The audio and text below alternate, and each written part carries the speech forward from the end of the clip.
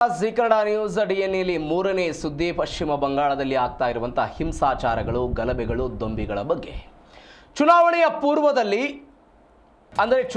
ಪೂರ್ವದಲ್ಲಿ ಪಶ್ಚಿಮ ಬಂಗಾಳದಲ್ಲಿ ಯಾವುದೇ ಅಹಿತಕರ ಘಟನೆಗಳಾಗಬಾರದು, ಮತದಾನವೂ ಕೂಡ ಶಾಂತಿಯುತವಾಗಿ ನಡಿಬೇಕು ಅನ್ನೋ ಕಾರಣಕ್ಕಾಗಿ ಎಲ್ಲ ವ್ಯವಸ್ಥೆಗಳನ್ನು ಕೂಡ ಚುನಾವಣಾ ಆಯೋಗ ಮಾಡಿಕೊಂಡಿತ್ತು.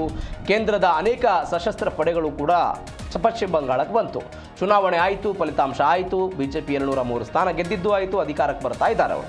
ಇವೆಲ್ಲದರ ನಡುವೆ ಚುನಾವಣೆಯ ನಂತರ ಹಿಂಸಾಚಾರದ ಪ್ರಮಾಣ ಮಾತ್ರ ಎಗ್ಗಿಲ್ಲದೆ ಶುರುವಾಗ್ಬಿಟ್ಟಿದೆ ಪಶ್ಚಿಮ ಬಂಗಾಳದಲ್ಲಿ.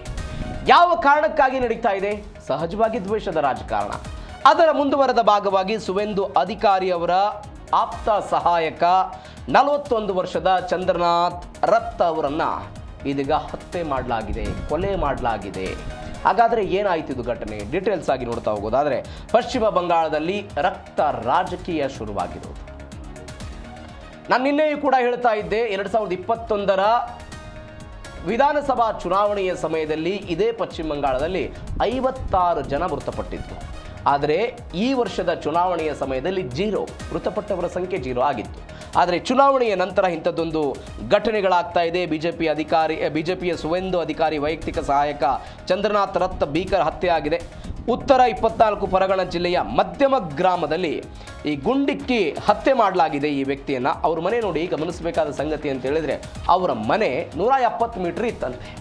ಈ ಘಟನೆ ಆಗಿದೆಲ್ಲ, ಇನ್ನೊಂದು 100 ಮೀಟರ್ ಹೋಗ್ಬಿಟ್ಟಿದ್ರೆ ಅವ್ರ ಮನೆಯೊಳಗೆ ಸೇರ್ತಿದ್ರು. ಆದರೆ ಈ ವ್ಯಕ್ತಿ ಬರ್ತಾ ಇದ್ದಾರೆ ಅನ್ನೋ ಕಾರಣಕ್ಕಾಗಿ ಈ ವ್ಯಕ್ತಿಯನ್ನು ಕಾಯ್ಕೊಂಡು ಸರಿಸುಮಾರು 40 ನಿಮಿಷಗಳ ಕಾಲ ಈ ದುಷ್ಕರ್ಮಿಗಳೆಲ್ಲ ಕಾದು ಕುಳಿತಿದ್ರು ಅಂತ ಸದ್ಯಕ್ಕೆ ಬರ್ತಾ ಇರುವಂಥ ಡೀಟೇಲ್ಸ್. ಇದೀಗ ಚಂದ್ರನಾಥ್ ರತ್ ಭೀಕರ ಹತ್ಯೆ ಆಗಿದೆ ಪಶ್ಚಿಮ ಬಂಗಾಳದಲ್ಲಿ. ಇದರ ಜೊತೆಗೆ ಈ ಹತ್ಯೆ ಆದಂತಹ ಸಮಯದಲ್ಲಿ 4 ಸುತ್ತಿನ ಗುಂಡನ್ನೇನೋ ಆರಿಸಿದ್ರಂತೆ. ಅದಾದ ನಂತರ ಹಾಸ್ಪಿಟ್ಲಿಗೆ ಕರೆದುಕೊಂಡು ಹೋಗಲಾಯಿತು, ಪ್ರಾಣ ಬದುಕಲಿಲ್ಲ, ಈ ವ್ಯಕ್ತಿ ಮೃತಪಟ್ಟಿದ್ದಾರೆ.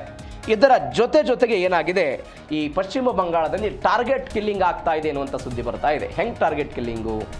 ವ್ಯಕ್ತಿಗಳನ್ನು ಗುರುತಿಸಿ ಹತ್ಯೆ ಮಾಡುವಂತಹ ಪ್ರಯತ್ನಗಳಾಗ್ತಾ ಇದೆ. ಅದರ ಭಾಗವಾಗಿ ಸುವೇಂದು ಅಧಿಕಾರಿಯ ಹತ್ಯೆ ಆಗಿದೆ ಅಂತ ಹೇಳಲಾಗ್ತಾ ಇದೆ. ಇದರ ಹೆಂಗಾಯ್ತು ಹಾಗಾದರೆ? 3 ದಿನ ಸ್ಕೆಚ್ ಸಿನಿಮಾ ಶೈಲಿಯಲ್ಲಿ ದಾಳಿ ಮಾಡಿದ್ದಾರೆ ಅಂತ ಹೇಳಲಾಗ್ತಾ ಇದೆ. 3 ದಿನ ಇದಕ್ಕಾಗಿಯೇ ಹೊಂಚು ಹಾಕಿ ಈ ಎಲ್ಲ ದುಷ್ಕರ್ಮಿಗಳು ಕಾದು ಕುಳಿತಿದ್ರು ಅಂತ. ಕಳೆದ 2-3 ದಿನಗಳಿಂದ ಚಂದ್ರನಾಥ್ ಅವರ ಓಡಾಟದ ಮೇಲೆ ನಿರಂತರವಾಗಿ ನಿಗಾ ಇಟ್ಟಿದ್ರು ಎನ್ನುವಂಥ ಸುದ್ದಿಗಳು ಬಂದಿದೆ. ಯಾವಾಗ ಕಾರ್ ಹತ್ತಾರೆ, ಯಾವ ರಸ್ತೆಯಲ್ಲಿ ಅವರು ಸಂಚರಿಸ್ತಾರೆ, ಎಲ್ಲದರ ಬಗ್ಗೆಯೂ ಕೂಡ ಹುಡುಕ್ತಾ ಇದ್ರು ಅಂತ ಸುದ್ದಿ.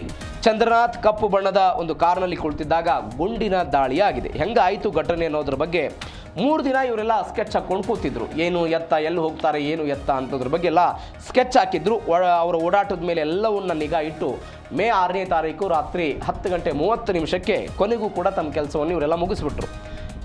ಇವರಿಗೆ ಇದೇ ಕಾರಿನಲ್ಲಿ ಈ ವ್ಯಕ್ತಿ ಬರ್ತಾ ಇದ್ದಾರೆ ಅನ್ನುವಂಥದ್ದನ್ನು ಕಂಡು ಹಿಡಿಯೋದಕ್ಕೆ ಹೆಂಗೆ ಸಾಧ್ಯ ಆಯಿತು ಅಂತ ಹೇಳಿದರೆ, ಇವರೊಂದು ನಕಲಿ ನಂಬರ್ ಪ್ಲೇಟ್ ಇದ್ದಿದ್ದ ಗಾಡಿಯನ್ನು ತೆಗೆದುಕೊಂಡು ಬಂದಿದ್ರು ಈ ದುಷ್ಕರ್ಮಿಗಳು. ಇದರ ಜೊತೆಗೆ ಈ ವ್ಯಕ್ತಿ ಏನಿದ್ದಾರೆ ಆಪ್ತ ಸಹಾಯಕ, ಇವರಿಗೆ ಒಂದು ವಿಧಾನಸೌಧದ ಸ್ಟಿಕ್ಕರ್ ಇತ್ತಂತೆ. ಪಶ್ಚಿಮ ಬಂಗಾಳ ವಿಧಾನಸಭೆಯ ಒಂದು ಸ್ಟಿಕ್ಕರ್ ಇತ್ತಂತೆ ಕಾರ್ ಮೇಲೆ. ಆವಾಗ ಇವರಿಗೆ ಗೊತ್ತಾಯಿತು ಈ ವ್ಯಕ್ತಿ ಈ ಕಾರ್ನಲ್ಲಿ ಇದ್ದಾರೆ, ನಾವು ಹತ್ಯೆ ಮಾಡಬೇಕು ಅಂತೇಳಿ ಎಲ್ಲ ಪ್ಲಾನ್ ಮಾಡಿಕೊಂಡು 2-3 ದಿನಗಳಿಂದ ಎಲ್ಲವನ್ನ ನೋಡಿಕೊಂಡು ದಾಳಿ ಮಾಡಿದ್ದಾರೆ. ಇದರ ಜೊತೆಗೆ ರಿಸಲ್ಟ್ ಬಂದು 2ನೇ ದಿನಕ್ಕೆ ಇಂಥದ್ದೊಂದು ಗುಂಡೇಟ್ ಆಗಿರೋದು. 48 ಗಂಟೆ ಆಗಿದೆ ಪಶ್ಚಿಮ ಬಂಗಾಳದಲ್ಲಿ ಚುನಾವಣೆಯ ಫಲಿತಾಂಶ ಬಂದು. ಯಾವ TMCಯ ಈ ಗದ್ದಲ, ಗೋಜಲು, ಈ ರೌಡಿಸಮ್ಮು ಅಥವಾ ಬೇರೆ ಕಾರಣಗಳಿಗಾಗಿ ಪಶ್ಚಿಮ ಬಂಗಾಳ ಹಾಳಾಗೋಗಿದೆ ಅಂತ ಬಿಜೆಪಿಯವರೆಲ್ಲ ಹೇಳ್ತಿದ್ರು.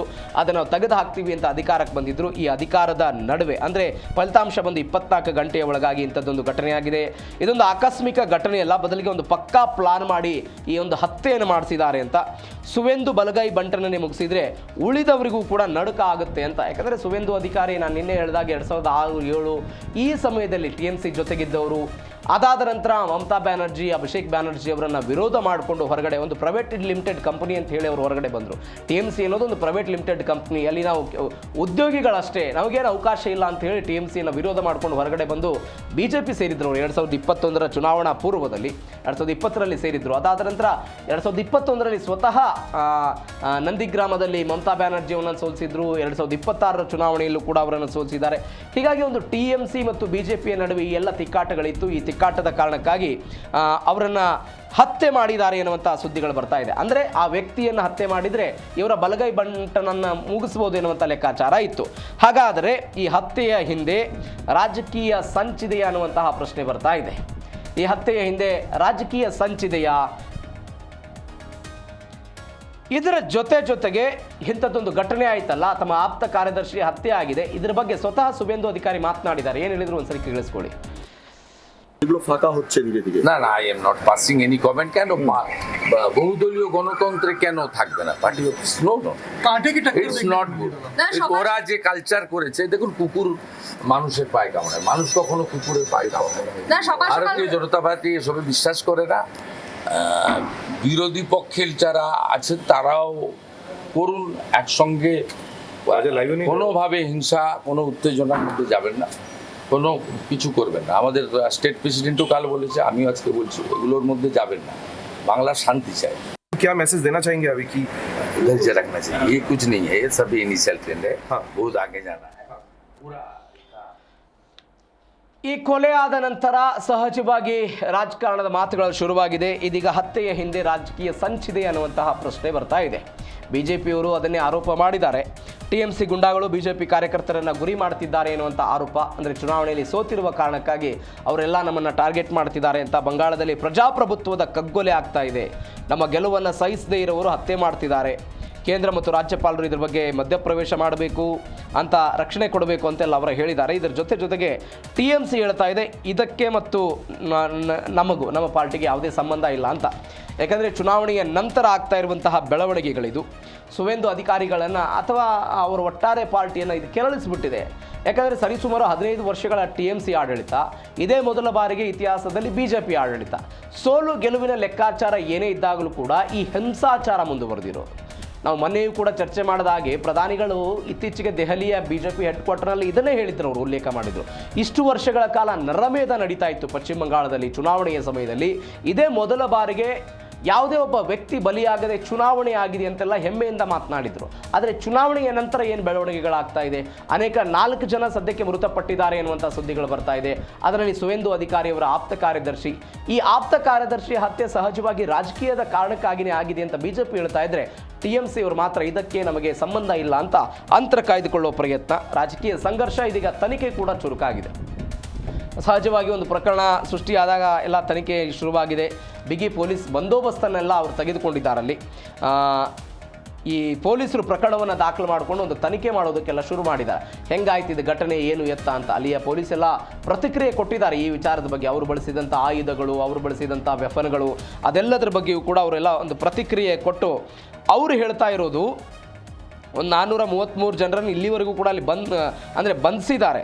ಇದರ ಜೊತೆಗೆ ಅವರು ಬಳಸಿದಂತಹ ಒಂದು ಏನು ವೆಫನ್ ಇದೆಯಲ್ಲ, ಆ ವೆಫನ್ನನ್ನು ಯಾರು ಇದರಲ್ಲಿ ವೃತ್ತಿಪರರಾಗಿರ್ತಾರೆ, ಇಂಥ ದುಷ್ಕೃತ್ಯಗಳಲ್ಲಿ ಭಾಗವಹಿಸುವುದಕ್ಕೆ ವೃತ್ತಿಪರರಾಗಿರ್ತಾರೆ, 47X ಪಿಸ್ತೂಲನ್ನು ಅವರು ಬಳಕೆ ಮಾಡಿದಾರಂತೆ. ಹೀಗಾಗಿ ಈ 47X ಪಿಸ್ತೂಲು ಸಾಮಾನ್ಯವಾಗಿ ಬೇರೆಯವ್ರ ಕಡೆ ಇರೋದಿಲ್ಲ, ಯಾರು ವೃತ್ತಿಪರವಾಗಿರ್ತಾರೋ ಅವ್ರ ಕಡೆನೇ ಇರುತ್ತೆ. ಹೀಗಾಗಿ ಯಾರು ಮಾಡಿದ್ದಾರೆ ಏನು ಎತ್ತ ಅನ್ನೋದನ್ನು ನಾವು ಪರಿಶೀಲನೆ ಮಾಡ್ತಾ ಇದ್ದೀವಿ. ನಂಬರ್ ಪ್ಲೇಟ್ ಇಲ್ಲ, ಅದರ ಜೊತೆಗೆ ಕಾರಿನ ಚಾಸಿಸ್ ಸಂಖ್ಯೆಯನ್ನು ಕೂಡ ಇವರೆಲ್ಲ ತಿರುಚಿಬಿಟ್ಟಿದ್ದಾರೆ. ಹೀಗಾಗಿ ನಾವು ತನಿಖೆಯನ್ನು ಮುಂದುವರಿಸಿದ್ದೀವಿ, ಗಾಡಿಯನ್ನು ಕೂಡ ಬಿಟ್ಟು ಬೈಕ್ನಲ್ಲಿ ಅವರೆಲ್ಲ ಹೋಗಿದ್ದಾರೆ ಅಂತೆಲ್ಲ ಹೇಳಿದ್ದಾರೆ. ಇದರ ಜೊತೆಗೆ ಹತ್ಯೆಯಾದಂತಹ ಚಂದ್ರನಾಥ್ ರಥ್ ಯಾರು ಅನ್ನುವಂತಹ ಒಂದು ಪ್ರಶ್ನೆ ಬರುತ್ತೆ. ಇವರ ಆಪ್ತ ಕಾರ್ಯದರ್ಶಿ ಆಗಿದ್ದು ಹೇಗೆ, ಈ ವ್ಯಕ್ತಿ ಯಾರು ಏನು ಎನ್ನುವಂಥ ಪ್ರಶ್ನೆಗೆ, ಚಂದ್ರನಾಥ್ ಶಿಕ್ಷಣದ ಬಳಿಕ ವಾಯುಪಡೆಯಲ್ಲಿ 20 ವರ್ಷ ಕೆಲಸ ಮಾಡಿದ್ರು. ಅದಾದ ನಂತರ ತಾವೇ ಸ್ವಯಂ ನಿವೃತ್ತಿಯನ್ನು ತೆಗೆದುಕೊಂಡು ಬಂದರು. 2019ರಲ್ಲಿ ಕೋಲ್ಕತ್ತಾದಲ್ಲಿ ರಾಮಕೃಷ್ಣ ಮಿಷನ್ನಲ್ಲಿ ಒಂದು ಸ್ವಯಂ ಸೇವಕರಾಗಿ ಕೆಲಸವನ್ನು ಮಾಡ್ತಾರೆ. ಇವರಿಗೆ ಬಾಲ್ಯದಿಂದಲೂ ಕೂಡ ಆಧ್ಯಾತ್ಮಿಕದ ಬಗ್ಗೆ ಆಲೋಚನೆ ಇತ್ತಂತೆ. ಅವರ ತಾಯಿ ಹಾಸಿ TMC ಬೆಂಬಲಿತವಾಗಿ ರತ್ ರಹರ ಗ್ರಾಮ ಪಂಚಾಯಿತಿಯ ಸದಸ್ಯ ಆಗಿದ್ರಂತೆ. ಇದು ನಾವು ಗಮನಿಸಬೇಕಾದಂಥ ಸಂಗತಿ. ಅಂದರೆ ಈ ಹಿಂದೆ ಇವರ ಫ್ಯಾಮಿಲಿ ಪೂರ್ತಿ ಈ শুভেন্দু ಅಧಿಕಾರಿಯವರು ಹೇಗೆ TMCಯಲ್ಲಿದ್ದರು ಅದೇ ರೀತಿಯಾಗಿ TMCಯಲ್ಲೇ ಇತ್ತು. ಆದರೆ ಯಾವಾಗ 2020ರಲ್ಲಿ ಇದೇ শুভেন্দু ಅಧಿಕಾರಿ BJPಗೆ ಬರ್ತಾರೆ, ಆವಾಗ ಚಂದ್ರನಾಥ್ ರಥ್ ಅವರ ಪಾರ್ಟಿ ಕೂಡ BJPಗೆ ಬರುತ್ತೆ.